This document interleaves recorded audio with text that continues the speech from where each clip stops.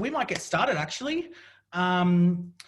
So welcome all and everybody to the launch of the ACON's Innovate Wrap for 2020, their second iteration of their wrap.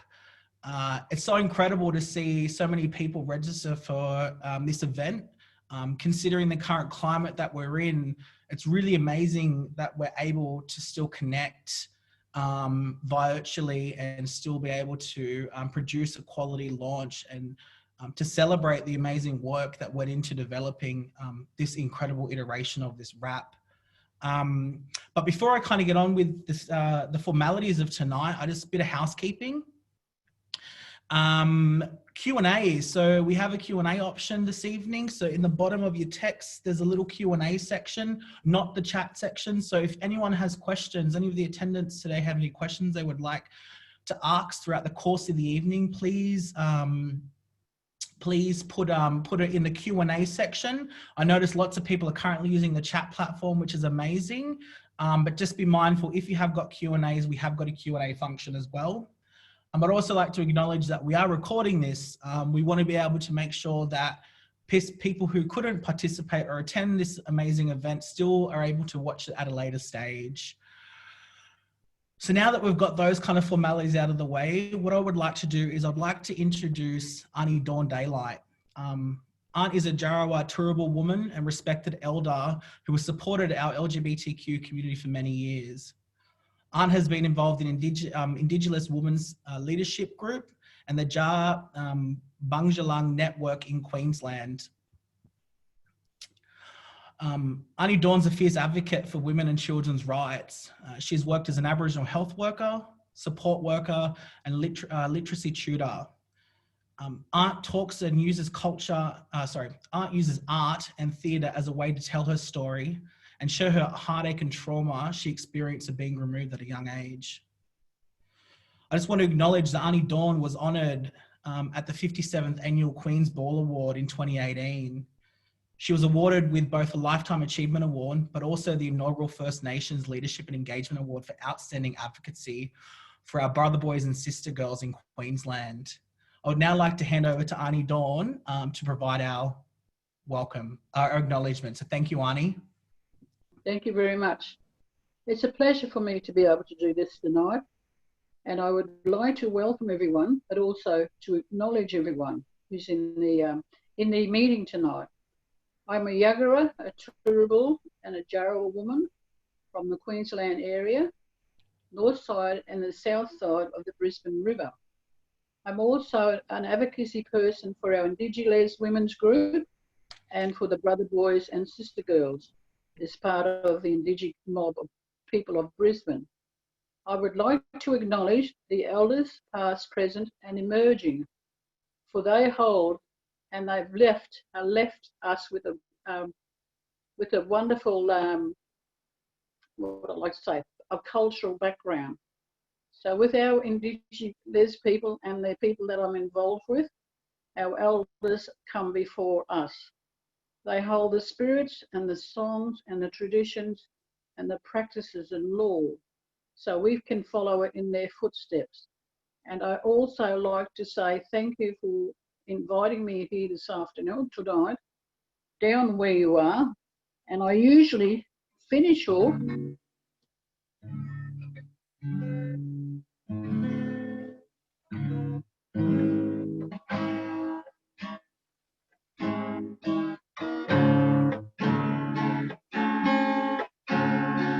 always was,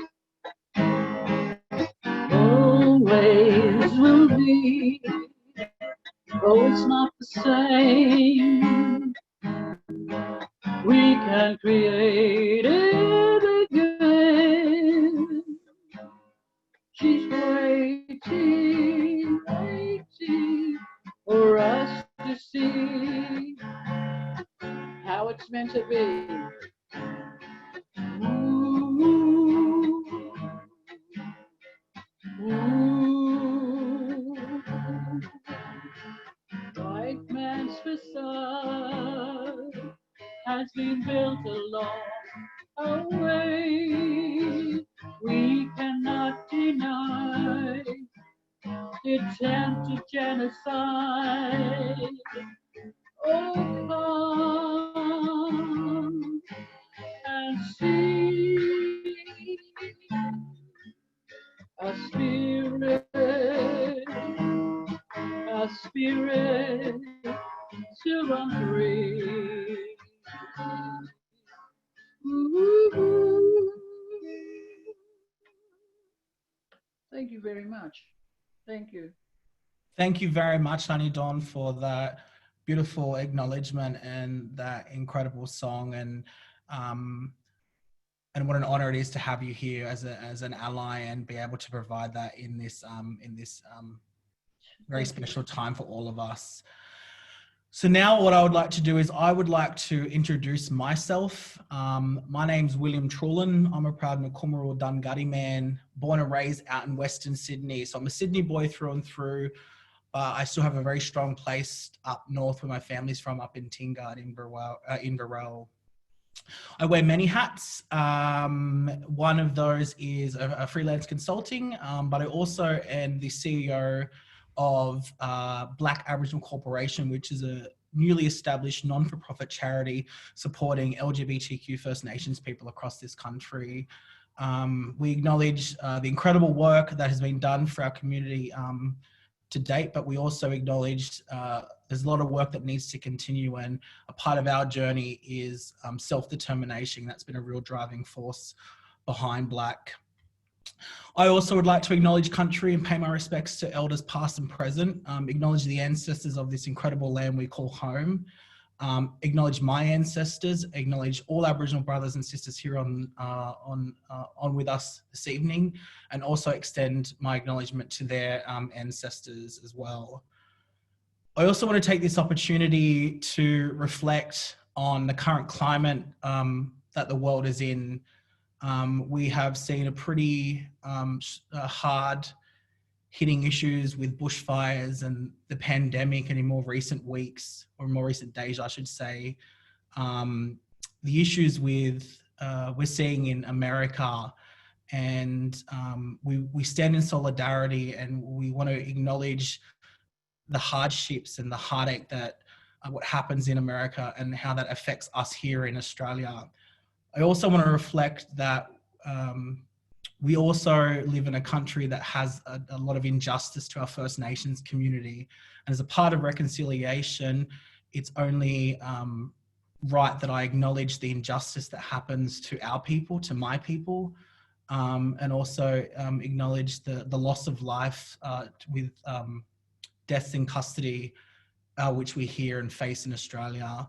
So what I would like to do now is I'm going to invite everyone to participate in a minute silence.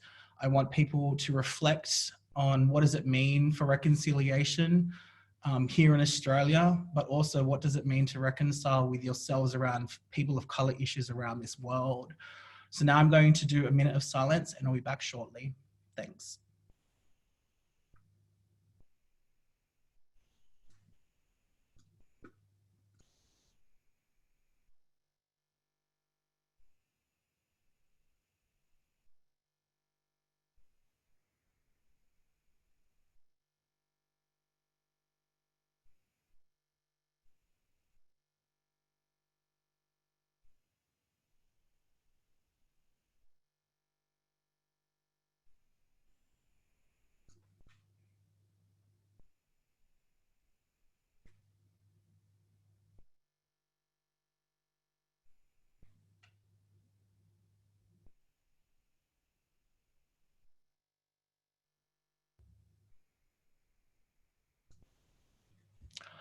Thank you, everybody.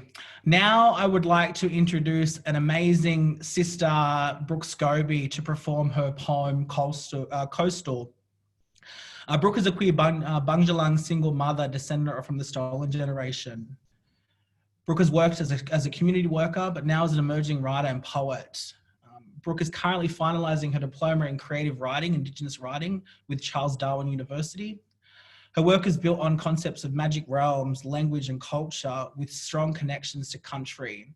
I'd like to welcome Brooke now to provide her, to give us a bit of, to share her poem with us. Thanks, Brooke. Thanks, Phil. Salt-crusted, ever-lingering, these remnants of my lineage, I allowed them to settle and fall away in their own time, sparkling in rose-dusted shadows. The evening tilted further under into itself, while the ocean clung to me because I belonged to the sea. Saltwater tea. She tasted my eyelashes, salted by the never-ending brackish behind my skin, sodden and languid, haunted by suffocated language. And though the taste endured on her tongue, she couldn't understand that I belonged to the sea, distant saltwater country. I drowned out the short break, floating face up in a lake of gin, dusted in sugar. I heard muffled words of nonsense, a Lantana language, toxic and smothering my native tongue that belongs to the sea, caused to saltwater corroboree. Wow, thank you so much, Brooke. That's amazing. Thanks. Oh, I think my video's frozen. That's right, it was beautiful. Oh, there we go. Thank you. So, do you want to tell us a bit about yourself, sis? Where you're from? Where's your mob from? Yeah, well, I grew up in Bankstown. Lovely. So Bidjigal country. So Southwest Sydney represent always. But now I live on dark and young land. So I work for a relationship-based organisation, and I do community liaison work for Mob up here. But yeah, so that's me, and I also write as well, kind of on the side. So I'm a single mum. I work and I write and I do all of the things. Fantastic. Yeah, so that's me. Amazing, thank you. And just a bit, what was kind of the inspiration behind that? I hear about saltwater and saltwater people, and saltwater really reflects. Also, I'd love to hear kind of your what kind of inspired you to write that. So where my nan was from, although it is a landlocked area, we're Bundjalung people, and so there's a lot of like coastal associations with the Northern New South Wales mob. So and I've always myself felt an affinity with the sea. I guess that's why I live up here now. And I always like to include elements of culture and country in there. So you'll see, I mentioned Lantana, which is obviously like an invasive species. And, English as a language is one that our people have been forced to learn. And so the Lantana language is kind of a representation there. So, there are queer elements through the poem as well, in terms of, I'm a woman myself, and using the she pronouns. But yeah, so there's culture in there. There's stuff about my queerness, and also about just cultural reclamation, and really getting back to my roots and my people. Amazing, thank you. Just a reminder to all of our attendees, if anyone has any questions for our panelists throughout the evening, put it in the little Q&A box section down there. But thank you, my sister, for coming and sharing that beautiful piece of work. It's always a privilege to hear people's creative side, and I love when I start hearing particularly my queer brothers and sisters using creative to speak their truth. So thank you once again for sharing that with us. Thanks, Will. Thanks, Brooke. Now, I would like to introduce our wonderful CEO of ACON, Nick Parkhill, who will be conversating with me about the next phase of their rap journey and the critical work that we will be doing over the 2 years of this next iteration of the rap. So I'd like to welcome Nick to our panel discussion. How are you, Nick, this evening? Oh, hi, Will. I've unmuted myself. Hi, Will. How you doing? Good. How are you? Good to see you. Yeah, likewise. So just before we get into it, just remember, guys, if anyone has any Q&As, Q&A section down the bottom that we'll be hopefully answering throughout the course of the evening. So, Nick, I just want to start off by tell us a bit about the rap journey that ACON's been on. Okay, well, before I do that, Will, can I maybe just jump back a bit and thank both Auntie Dawn and Brooke for that beautiful acknowledgement of country, and that really, really beautiful poem, and the fabulous artwork that was sitting behind Brooke. It was amazing, and also pay my respects to elders past and present.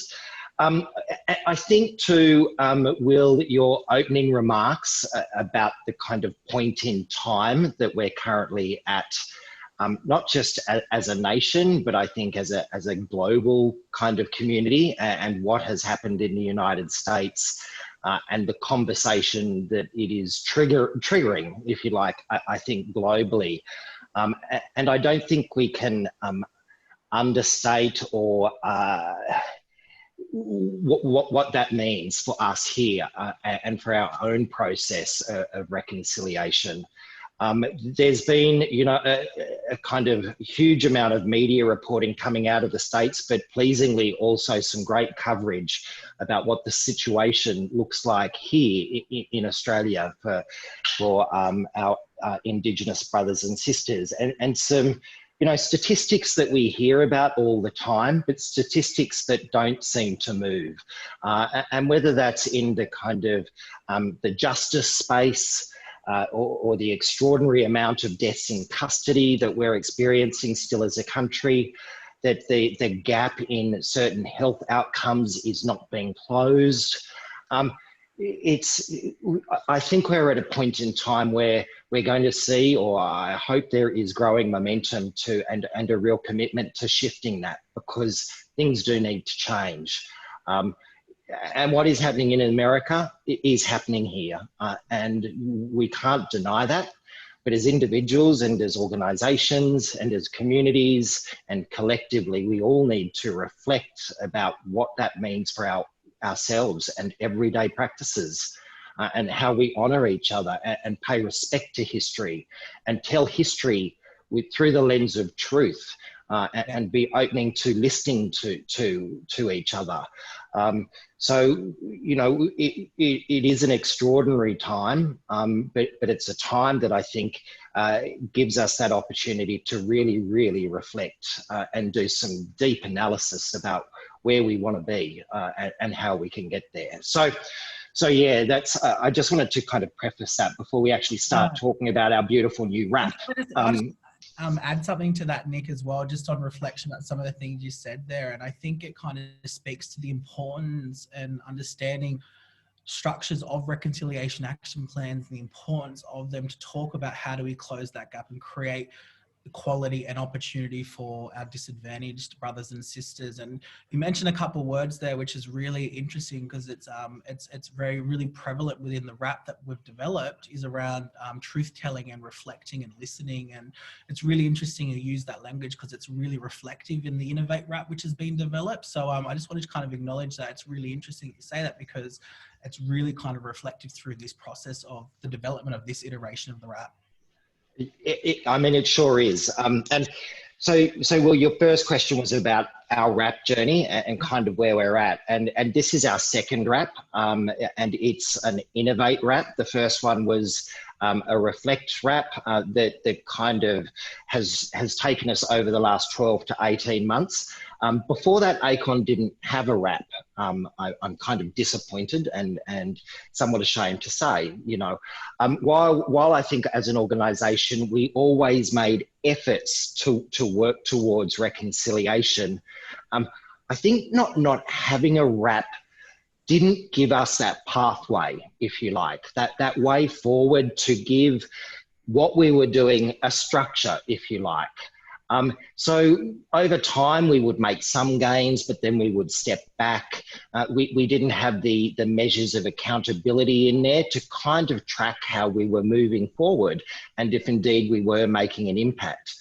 I think our first wrap, the Reflect wrap, has really given ACON as an organisation the tools, if you like, and the framework to do that journey of reflection, or start that journey of reflection, but doing it in a more sustained, measured way, so we can be accountable for what we're doing. And we need to be held to account about what we're doing, or indeed what we're not doing, if we don't deliver on certain things. So I actually think wraps are incredibly important for organisations, but also for every staff member, all of our volunteers, our culture as an organisation, to have this as one of our primary documents that really kind of sets out our planning processes, what it is that we want to achieve, how indeed we are going to set up those systems, if you like, so that process for listening and discussion and truth telling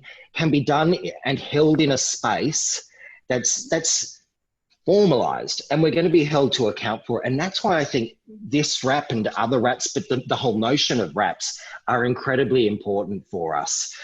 Rather than just sort of saying, yes, we're going to do this and we're for reconciliation. Well, indeed, I don't think that that's enough for organisations to do that anymore. We need to be held to account. We need to document what we're going to do. And it needs to be a living, breathing document that all staff have responsibility for delivering on achieving. And we need to be held up to account, not just by boards, but indeed by agencies like Reconciliation Australia, and indeed, and most importantly, the community. Yeah. And so that's I mean, we're incredibly excited about launching this RAP tonight. It's a bold RAP. It's pretty ambitious. But we absolutely believe we have the ability to deliver on it, and we're committing the resources to do that. It has, as we kind of mentioned, a few key focus areas. That is very much about, continuing to strengthen relationships between ACON and some of our partners, absolutely putting at the centre of that respect that needs to be absolutely central to what we're going to do. And then I think really importantly for us is opportunities, really exploring opportunities for our Aboriginal and Torres Strait Islander communities and individuals to be, for ACON to almost, if you like, be a platform to create those opportunities through the programs and services we run and how we operate as an organisation. And of course, central to it is governance. So we've got some very, very, kind of articulated measures in there that we can hold ourselves to account for. And indeed, this has been signed off by the board and then it filters down. So, accountability, action, we need to be accountable for our actions or our inactions. And not doing anything is not acceptable anymore. And so we will absolutely commit to delivering on those. Sorry, guys, there seems to be a technical issue on my end. Hopefully that didn't cause too much disruption. But Nick, we have got a beautiful question. We have got a really interesting question from one of our attendees. And the question was, what challenges did we face starting a RAP, specifically changing the culture within the organisation? So I think some of the challenges were often, any organisations have policies in place to, direct the organisation and strategies to do that. I think when you develop new policies and strategies, you can come up to that sort of roadblock. Another strategy that we need to kind of implement, and how do we integrate that, and how are we actually going to kind of deliver on that, as well as our kind of agreements with this funder and this funder. So the kind of challenge for us was, it wasn't so much agreeing that we needed a RAP. I think there was absolute agreement, but it was, well, how do we then build the RAP into the absolute fabric of the culture of the organisation? But I'm pleased to say that I think that's been a really beautiful thing with our first Reflect RAP. ACON staff have really risen to the challenge, and it's given them something to hold on to and to hold, myself and the senior leadership team accountable to as well. So there's always that problem, a kind of another kind of thing that we've got to factor into our planning, and how are we going to do this, and resources. So, and then of course, allocating resources to commit to delivering on some of the things that we need to do. And we need to find money to do that. And so balancing budgets is always a challenge, particularly I think for NGOs that don't have the resources that some of the corporates do when they're signing up for RAPs. But we've absolutely committed to doing that. And really, like, the RAP is almost as important and sits alongside the ACON strategic plan in terms of how are we working, and why are we working in this space, and what do we need to be doing more of. Yeah. So Nick, we've talked a bit about Reflect RAPs and Innovate RAPs. It would be really good for some of the attendees who may not know the difference. So ACON, we had a Reflect RAP, which is a kind of foundational type reconciliation journey starting point. And now we've moved on to kind of the Innovate wrap, which is around innovation. So I just want to kind of get your thoughts around what are some of the areas where do you think that ACON's innovating in this current wrap? So I think some of the key ways, I think, and it goes back to that conversation or that thing that we talked about earlier, Will, is around listening and truth telling. So what we will see emerge from this new wrap is, if you like, a new framework for how those conversations between ACON and our community, our Aboriginal and Torres Strait Islander community, work together and talk together and set directions. Previously, we've had an Aboriginal advisory group, which has been great. But the way that has been structured is it's been largely, unfortunately, the responsibility of the Aboriginal project to run with that. And it's usually focused purely around HIV and sexual health programming, because that was where the bulk of our funding was. We want to completely regenerate, if you like, that listening process and that structure. And look at ways that we can do that in much more interesting and clever ways to bring people together to discuss ideas with ACON about what we can be doing. So that's going to be one of the key features, I think. How we set up the framework for that dialogue to occur, and actually how we listen, is a really central theme to this. And that, of course, comes back to truth telling. You know, really creating the spaces so we can hold people in what might be a difficult space to be telling some difficult truths. So I think there's some of the things that we will see come out of this, as well as picking up on, it's not like we've left some of those things that were, or we'd started to build up the foundational pieces through the Reflect wrap. They're going to continue absolutely through all of our planning and execution of our programs and services, making sure that Aboriginal voices and visibility are part of that. Things like continuing looking at how we're working with Aboriginal and Torres Strait Islander suppliers, so to build that community capacity. And of course, continuing, which is a feature of this wrap, is about the relationships and partnerships that we have with organisations like Black. You know, we have a responsibility to be partnering with Aboriginal-led organisations and really enhancing that. And that's why it's so fabulous to see an organisation like Black emerge, that is really giving voice and visibility to LGBTQ, Aboriginal and Torres Strait Islander people, and in such a dynamic and inspiring way. So there are lots and lots of opportunities. And of course, another feature of this wrap, which Susan will talk more about, is about our own opportunities and our own employment practices, which can be improved. Absolutely, I'm the first to say that. And looking at opportunities for Aboriginal and Torres Strait Islander people across the organisation, not just in HIV and sexual health, or not just in an Aboriginal project that's sort of siloed off, but across the whole organisation, and really building up our capacity in that regard through our own workforce, and shifting the composition of our workforce, if you like. Yeah, there's been some interesting points there, Nick, that kind of answer some of the questions that have come through. There was a question around ACON centering the voice of Aboriginal and Torres Strait Islander people in the implementation of the wrap, but then also around some of the programs. And I've been involved in this process on this journey with ACON, and I think the two kind of points that I think would be worth acknowledging and highlighting is this truth-telling piece and exploring that framework, which I think is a really innovative way, particularly around how wraps are written. I find that what's been written with ACON's one is we are creating a framework that enshrines Aboriginal voices, particularly around how we get them involved in decision making, and talking about utilising Aboriginal terms of reference as a starting point to start conversations. So for people who may not be aware, there are some links that we've posted in regards to the access to the app to review that.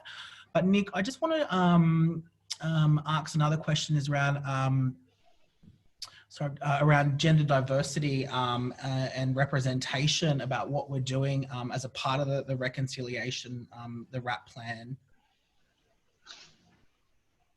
So gender diversity. Yeah, so sexual and gender diversity at the center when we design programs. So we're, from a cultural standpoint, we tend to kind of sometimes, it's very westernized for men to sometimes talks about women's business, but culturally it's very important to ensure that when talking about men's business, women's business, ensuring that those people are in part of that conversation. Yeah, absolutely. And we need to be focusing on that through our programs and our service delivery, as well as the structures that we're going to establish to facilitate that better listening and better dialogue. And we will certainly be doing that and be aware of that. And that's about being, I think, us learning to be better at culturally responding in appropriate ways. And we need to be told often what that looks like. And it should not just be, as it has sort of been in the past, the responsibility of the person who's been in the Aboriginal project to do that, if you like. So we need to find better ways that we can find out, and educate ourselves about how to do that, not putting that responsibility just onto the shoulders of one person. And we need to be proactive ourselves in finding that out as well. But I think for us, I think there's some unique, and we also need to kind of dispel some of the myths that within the kind of LGBTQ community that, we're good and we don't have much of an issue here in terms of reconciliation. And, we've got a First Nations bloke that leads Mardi Gras and things like that. Our communities need to be having a collective conversation that is not just about an ACON rap, but about our communities more broadly, about what racism looks like within our own communities and what some of these injustices are that our brothers and sisters in LGBTQ communities are experiencing. Because absolutely, our communities have their fair share of lateral violence and racism. And we cannot let anyone behind. And I think we're in a good position to kind of set an example and lead for other communities in the Australian population more broadly around that. Yeah. So Nick, you kind of mentioned there an interesting one around Aboriginal staff becoming the experts for everything. How are we going to change some, that kind of perception to ensure that the RAP is responsibility of all ACON staff? So, and Susan can talk a bit more about this, but absolutely looking at our recruitment processes and our HR processes, absolutely being more proactive in terms of recruiting Aboriginal people to roles that aren't, say, necessarily just in the Aboriginal project, but in more projects, and actually taking proactive steps to do that. So making sure that we're looking at our recruitment practices and kind of saying, do we need to shift them? Where we're doing recruitment. So there's a whole range of things, as well as also those listening structures that we've talked about and establishing them. So using that kind of structure as the point of engagement for some things where we don't have the answers ourselves and don't know where they are, really having that ongoing dialogue with Aboriginal communities. But certainly, definitely ACON has a lot more work to do in terms of having more Aboriginal and Torres Strait Islander people on our staff across all our program areas. We've got a long way to go in that. And so what I'd love to see at the outcome of this, when we get to the end of this RAP, that composition will have changed. Amazing. So, we have got one more question here. I would like to ask, I was obviously heavily involved in the development, and I just want to acknowledge the amazing work that the team at ACON and the committee in developing the actual wrap, but also acknowledge the senior leadership and the board, that their contribution to the development and implementation to get it to where it's at today. And we talked about governance is really important, and how the importance around how we measure that. Can you just tell us a bit of around the kind of what we intend to do around structuring good governance around reporting as an organisation?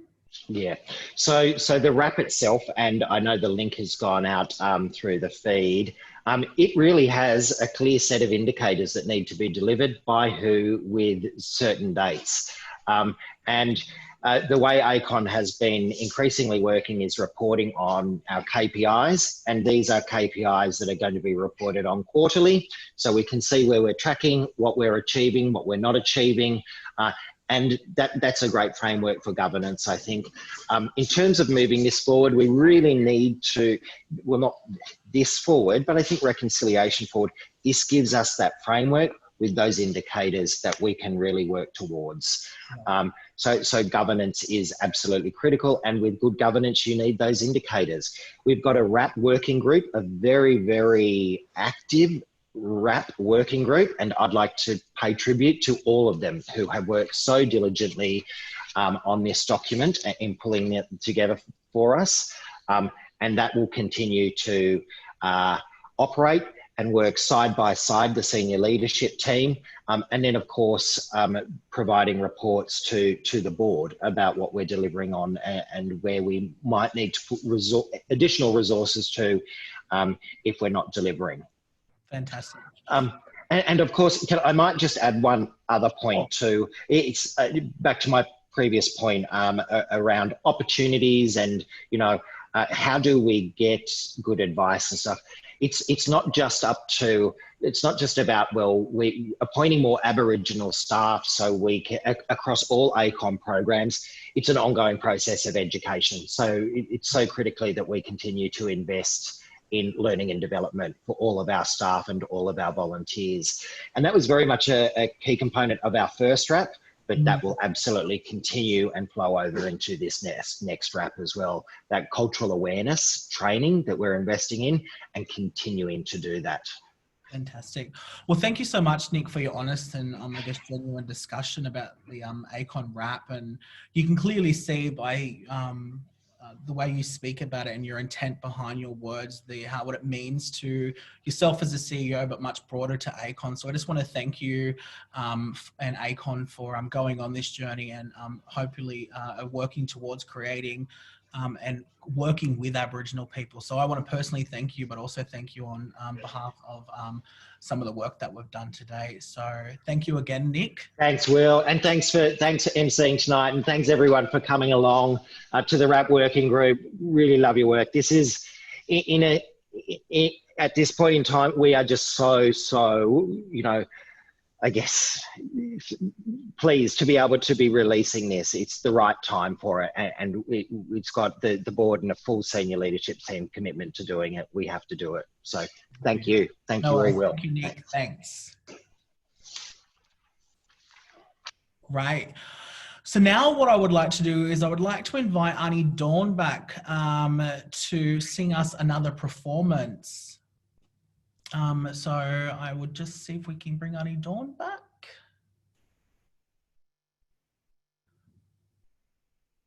All right, while we work on that, what we might do is we might have a chat with Susan.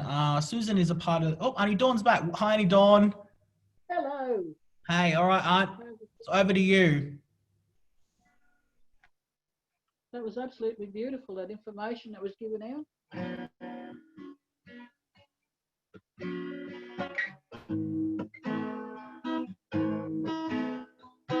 There are obligations that go hand in hand.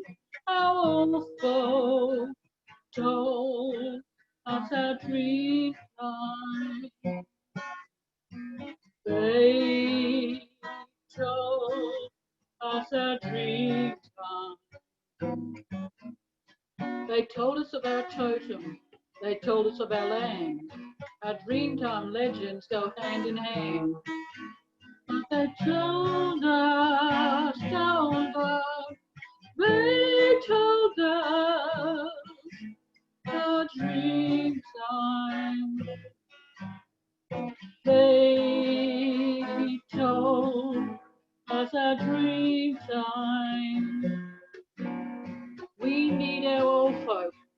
They are our family.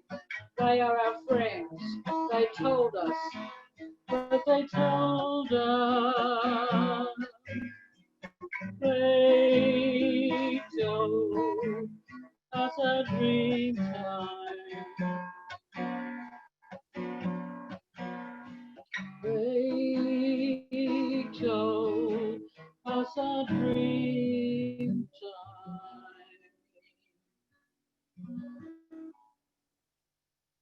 Thank you. Thank you, Auntie Dawn, for that beautiful song. Thank you. And thank you for coming and joining us tonight on this incredible event and celebrating the launch of this wrap. And I want to share my thanks for you for coming and singing and providing our acknowledgement. So thank you, Aunt. I really appreciate it. Thank you very much. No worries. And I actually forgot to mention, and I probably need to say this, to pay gratitude to the country that tonight and the people that come from all places, to pay my respects to the traditional custodians of that particular place where we were tonight. Thank you very much. Thank you so much, Aunt. Thank you. Talk soon. Thank you. So now I would like to welcome ACON's COO, who is on, Susan, who is on a part of the senior leadership team and is a member of the RAP working group.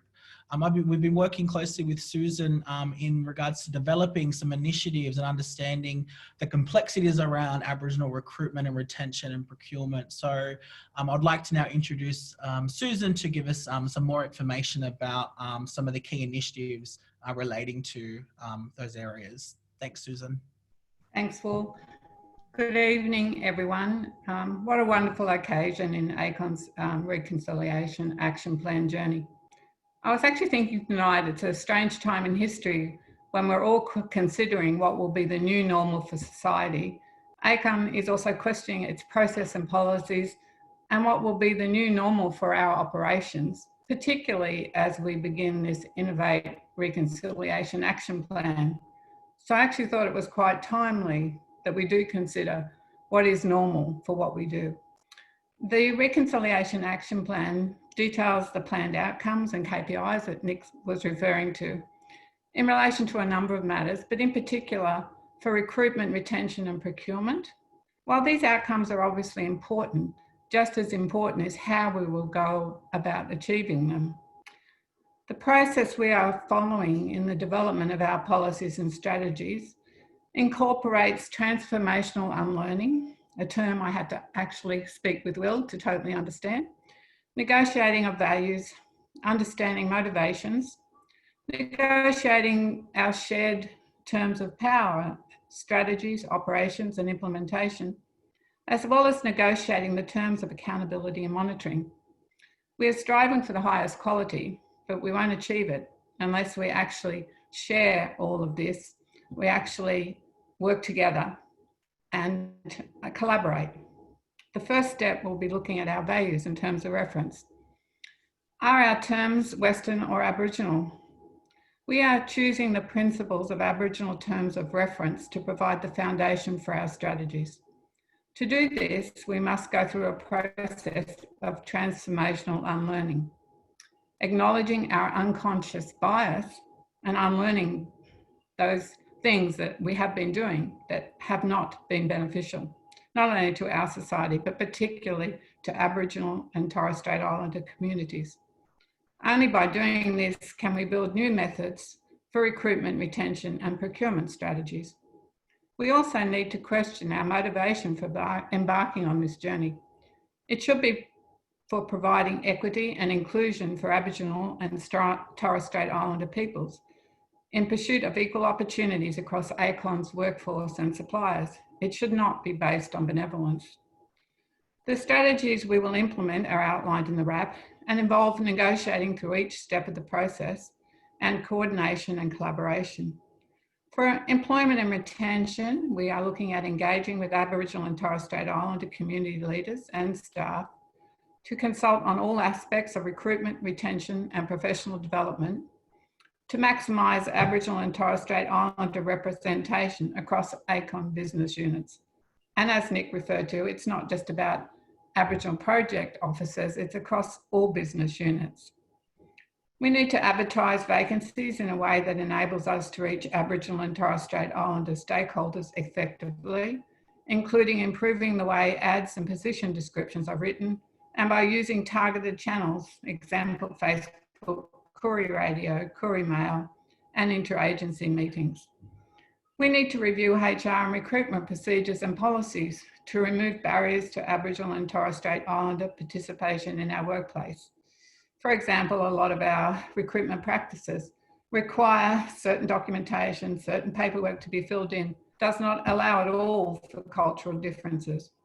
In relation to procurement, we aim to increase Aboriginal and Torres Strait Islander supplier diversity to support improved economic and social outcomes. We will develop and implement an Aboriginal and Torres Strait Islander procurement strategy, investigate Supply Nation membership, review and update the ACON procurement policy to state a preference for procuring goods and services from Aboriginal and Torres Strait Islander businesses. Obviously, we have caveats around that as long as the quotation is within a certain percentage of the lowest or value for money quotation.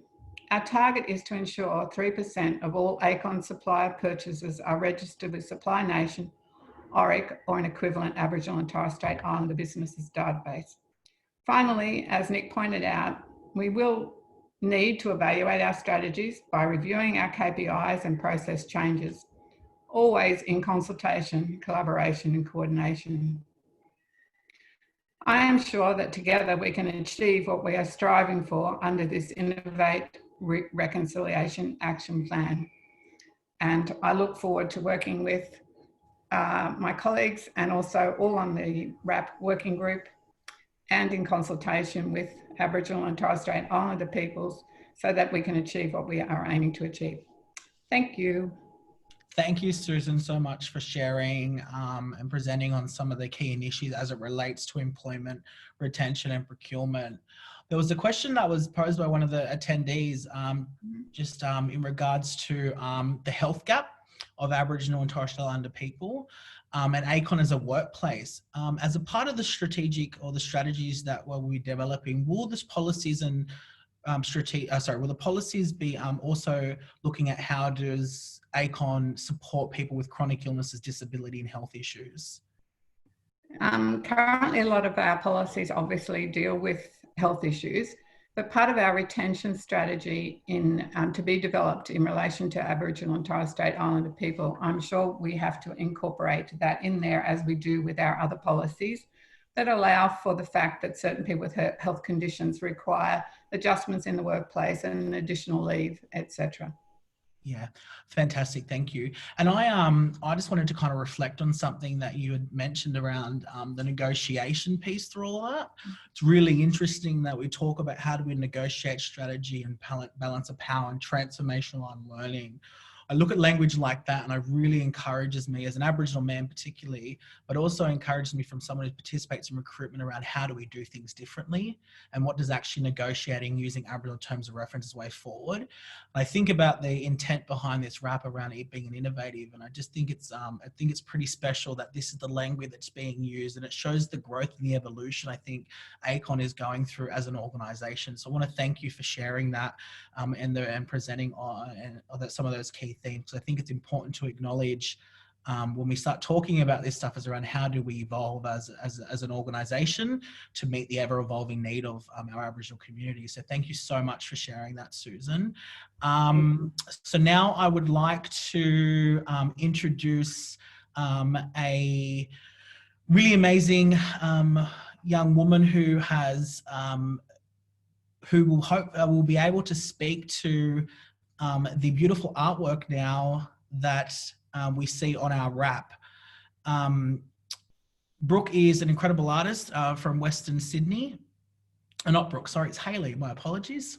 Her name's Hayley. Sorry, sis, I'm going on talking about Brooke like she's my sister.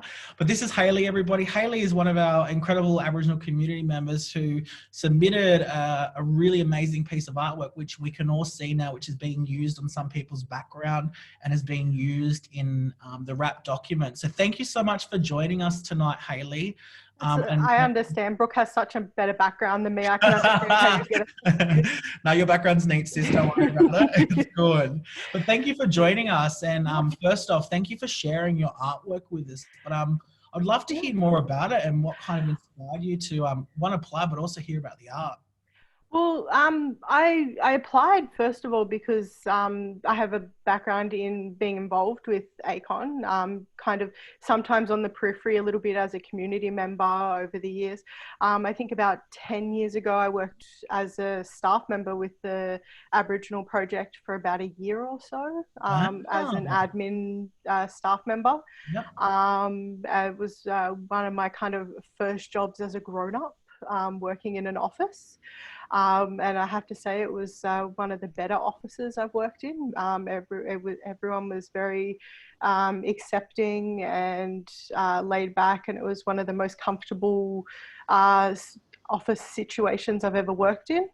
So it's kind of the standard that I hold a lot of workplaces to now that I'm working in a lot more workplaces, because I was in my very early 20s then. So it's kind of a workplace that I'm very proud to be associated with. And since then I've worked with them as a volunteer in various projects, and I've also worked as like in some of the community, with Mardi Gras. Sometimes every other year I get involved a little bit, but it can be exhausting to do it every year, I think. Yeah, it's a bit intense. So it's like a full circle. You come worked and now you're giving the artwork. And this is my very first time to do a wrap artwork at all. I've been an artist for about 10 years, and I've never done a wrap artwork for any organisation. So I'm very proud that ACON is the first organisation that I've ever done this for. So I'm happy that I'll be able to say that the first time I did an action plan artwork, that this is the organisation I did it for. Amazing. We're very privileged to have you, and then and thank you for putting it in. So hey, you're a Darug woman born and raised out on traditional homelands out in southwest Sydney. Do you want to share a bit of story about the actual artwork and how it inspired, what's the inspiration behind it? So I made the artwork only about a month before I entered it in the competition to go in your action plan, and my dog is sitting on my notes, which is always the way. So it has a river in it, which a lot of my artworks do, because I'm a freshwater river woman from Darug country, and the river in this particular artwork is meant to show the river that our ancestors can share their knowledge and connection with us. And that's why when you look in the river in this one, there is the multiple colours of dots are supposed to represent knowledge and love that they're sharing with us. And I was thinking a lot about how when we grow up and we mature, we share a lot of our knowledge through mentorships or through sharing without expecting to get anything back, because a lot of the times as we grow up, people share a lot of things with us without expecting to get anything back. That also happens a lot through organizations as well. And today I was thinking a lot about the organizational structure of ACON and the pods of different, like you have the Aboriginal project, and then you have the sex workers project, and you have other different projects, and they share within each other, but they also share together. They share resources and knowledge, and they have different, and that was how I was kind of thinking about the world and individuals. We have our own clans and our own families, and we share our resources with each other, but then we send it out into the world. People go out and they get jobs, or they have children, and then they send those out into the world. And that's really that's really kind of like culturally instinctual for us when you talk about sharing and how we do it and story us using stories to share and artwork to kind of share. And it's interesting you talk about ACON and how they share resources. You know, as Aboriginal people, it relates and resonates to us, and maybe that's why your experience at ACON was kind of so pleasant as well. Yeah. It was a very pleasant experience, and I think they're talking a lot now about how they're very new to this, having a reconciliation action plan, and I think yes, they are very new to it, and yes, it's necessary, but it's also one of the few workplaces I've worked at where they won't just make this action plan and it'll sit on the back burner, and then the next year they'll make a new one that looks exactly like the old one, and then they'll, you know, put it on the back burner and they'll say, oh yes, but we have this action plan and we made it and we've checked the box. They will work towards meeting these goals because it's important to them as an organization to actually meet the goals, not just to be seen to be meeting the goals. And that's why I'm really proud to be involved in this. Beautiful. Well, thank you so much. It's a privilege to have you involved. And I actually, when I seen the artwork, I thought it was beautiful. It's such a I would have had it behind me, but it's already living at its new home in ACON. So it lives on a wall there now. It does. Yeah. We're they're very fortunate to have it in the wall. So thank you so much for making the time to come and share the story behind that. And I just want to say there's been some beautiful comments in the chat box around how people are enjoying the artwork and saying it's very beautiful. So thank you for sharing your culture and sharing your stories with us and allowing ACON to utilize it on the wrap. And we look forward to hopefully seeing lots more of your art in future and other documents and throughout kind of the industry. Yeah. So thank you. I've been very happy to be involved. Thank you. It's been a great process. Thank you so much. So now I would like to bring back the formidable Brooke Scobie to give us another one of her incredible poems. This one is called Seeking. So thank you, Brooke. I'll leave it to you. Thanks. Here, baby girl, have this big, important thing, this unmeasurable by time, life-swallowing, warmed by the ancient sun thing. This hidden by lightness of twin, taken when you're only 10, unnamed, unmarked grave, mountain-sized, significant, no shortcuts thing. Hold out your heart for this. Buckle at the knees, cry in the pages, tongue folding, origami worded, dead river veined thing. Bleed your desperation for this, over my tight gripped shame, taken to the grave, misspelt, fake name given, gubba paper cuts thing. Hold it because I couldn't, because they took it, because we ain't dead yet, even if I am.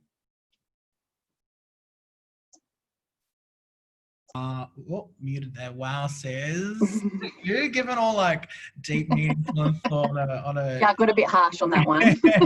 on a cheeky Tuesday afternoon, Tuesday or Wednesday, whatever day it is. But I want to thank you for coming and sharing your art. And as you just seen, there's so many different ways that as Aboriginal people we express art, and this is one of many that we do as cultural beings. So I want to thank you personally for sharing that, because I know sometimes it can mean a lot, and I want to just acknowledge that, and hopefully we're hearing and seeing more of your stuff throughout the kind of coming months. And I'm sure we're going to connect at some stage in the future and have a yarn about some of your amazing writing. So thank you so much for coming tonight. Thanks, Will. Great, thank you. Yeah. So we now would like to introduce, bring Nick back on to provide a closing to this amazing event. But before I do that, I would like to extend my thanks for allowing me to come to your lounge rooms or your bedrooms or wherever you are in the world to share this incredible event with you all. And hopefully you will click on the link to go and check out the wrap, because it is a pretty special and unique wrap. And whilst we've done lots of work to date, it is now actually the hard work really starts. So I'd like to bring back Nick to provide us with a final thought. Thank you, Will. Look, and on behalf of all of us, I think in the Zoom room, Will, and certainly at ACON, a big thank you to you for emceeing this evening. To Auntie Dawn, to Brooke, to Susan, to Hayley, And of course to the RAP working group, who we haven't named, but who have been just so unbelievably hardworking in bringing the this RAP together for us. And I will just name them if that's okay. So Felix Delahom, who has chaired the process for us. Thank you, Felix. To Estelle Clark, to Tim Moffat, to Jane Strang, to Will, to Susan Culverston, Elaine Kozlowski, Cage Gold, Etta Lampus, and Tim Walk. Thank you all so much. You've just been a real delight to work with, and in pulling this together, this really beautiful, innovative RAP that is ambitious, but absolutely gives us a very clear pathway forward. Thank you. You know, in a time where we need this, absolutely need this, often knowing what it is that we can do, this absolutely tells us what we can be doing as an organisation. And that gives me great comfort. And of course, to Mish Sparks, who is in the room with us. Hi, Mish. Mish, everyone at ACON is just so grateful for the exceptional contribution you've made to ACON over many years, and really kickstarting our engagement with RAP processes. So thanks for your continued partnership and your continued support for this important work that ACON really needs to be doing and committing to. And of course, to who we haven't mentioned, our studio team that pulled together and did the design on the RAP that really complements Hayley's artwork. Emily and co, thank you both so much. Yeah, so thank you for being with us this evening.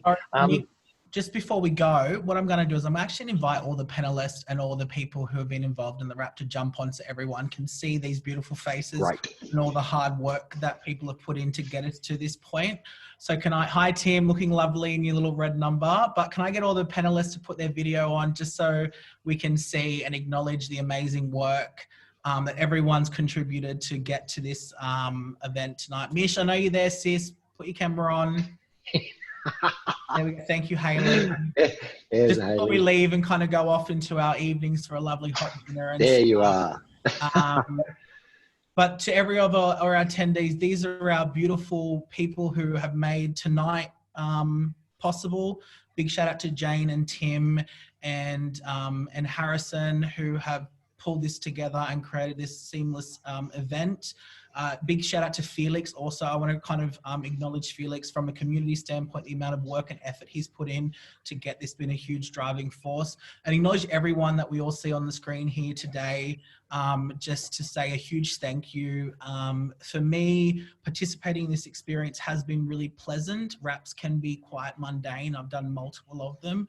I think the difference with this one is the sentiment behind it, and there is this genuine and authentic truth-telling and listening and language that's being used that really speaks to me as an individual. So I want to thank ACON for allowing that, but just also acknowledge Mish Sparks and everyone who's created this space for me to come into now and obviously participate. So thank you all. Clicks to everybody, and I want to thank everybody. And on that note, thank you. Thank you. Thanks everybody. Thank you for take good care. Take good care. Yeah. Thank you to our attendees for coming tonight. We will be sharing this on our socials. Please share it through your networks, and I hopefully see you all soon.